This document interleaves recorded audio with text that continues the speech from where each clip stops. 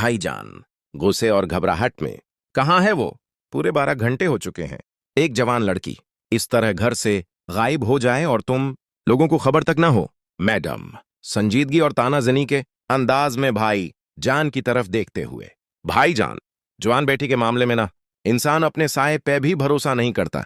थोड़ा आगे बढ़ती है, और आपने आपने तो एक मामूली मुलाजिम पे भरोसा कर लिया। भाईजान सदमे में, तुम्हारा मतलब है जवार?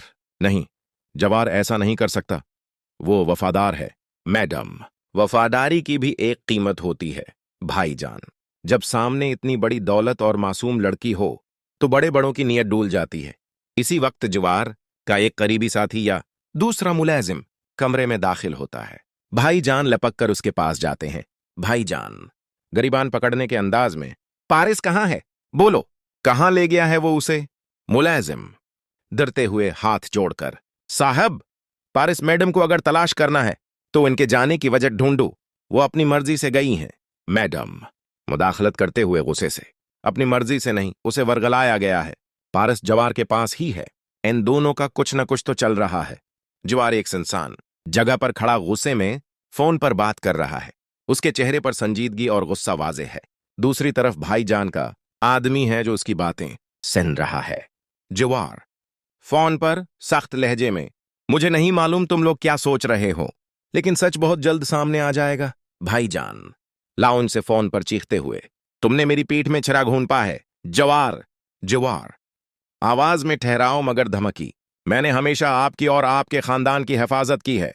सच्चाई वो नहीं है जो आपको दिखाई जा रही है। भाईजान गुस्से से फोन कान से हटाते हैं और अपने सिक्योरिटी इंचार्ज की तरफ मुड़ते हैं जो सोट में मलबूस खड़ा है। भाईजान हिकमिया अंदाज में, बहुत हो गया, अब कोई रियायत नहीं होगी। उसके मोबाइल की लोकेशन ट्रेस करवाओ। सिक्योरिटी इंचार्ज, जी साहब, मैं अभी टीम को बोलता हूं। जीपीएस ऑन होते ही पता चल जाएगा। भाईजान दहशत और गुस्से से चलाते हुए, मुझे कोई बहाना नहीं सुनना। मुझे शाम से पहले पहले पारिस अपने सामने चाहिए, हर कीमत पर। पारिस एक दरख्त के पास खड़ी रो रही है। इसने शाल ओढ़ी हुई है और वो शदीद खौफ और सदमे की हालत में अपना हाथ दिल पर रखे हुए है। पारस रोते हुए खुद कलामी में, मैं अब वापस नहीं जा सकती। कोई मेरी बात पर यकीन नहीं करेगा, सब खत्म हो गया। जवार दौर खड़ा उसे देख रहा है। उसके चेहरे पर गहरी सोच और फिक्र के बादल हैं। वो पारिस की तरफ बढ़ता है ताकि उसे उस मुश्किल से निकाल सके। जवार करीब आते हुए, हमें यहां से निकलना होगा पारिस। वो लोग हमारे बहुत करीब पहुंच चुके हैं। आने वाले एपिसोड का प्रोमो देखने के बाद एक बात तो वाज़ेह हो गई है कि कहानी अब एक ऐसे मोड़ पर पहुंच चुकी है जहां हर किरदार को अपने फैसलों की कीमत अदा करना पड़ सकती है। प्रोमो में हर चेहरा किसी न किसी परेशानी की कहानी सुना रहा है। एक तरफ घर की बुजुर्ग खातून के तासरात ये बता रहे हैं कि उन्हें किसी ऐसी हकीकत का सामना होने वाला है जिसका उन्होंने कभी तसव्वुर भी नहीं किया था, जबकि दूसरी तरफ दो किरदारों के दरमियान होने वाली तलख गुफ्तगू इस बात का इशारा दे रही है कि अब मामलात सिर्फ इख्तिलाफ तक महदूद नहीं रहेंगे, बल्कि एक बड़ा फैसला पूरी कहानी का रख बदल सकता है।